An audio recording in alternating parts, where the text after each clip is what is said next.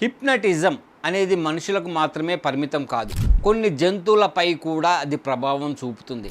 ముఖ్యంగా కప్పలను సింపుల్గా హిప్నటైజ్ చేయొచ్చని శాస్త్రవేత్తల పరిశోధనలో తేలింది. అదేలా అని అనుకుంటున్నారా?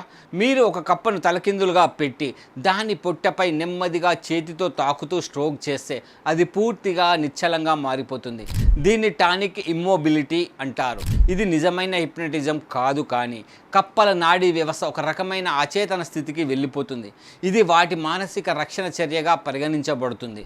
కప్పలను ఇలా హిప్నటైజ్ చేశాక కొద్దిసేపటికే అవి మళ్ళీ మామూలు స్థితికి వస్తాయి. అంటే ఇది శాశ్వతమైన హిప్నటిజం కాదు, తాత్కాలికమైన మైండ్ ఫ్రీజ్ స్థితి. ఈ టానిక్ ఇమ్మొబిలిటీ అనేది కొన్ని జీవులలో కనిపించే సహజమైన రక్షణ చర్య.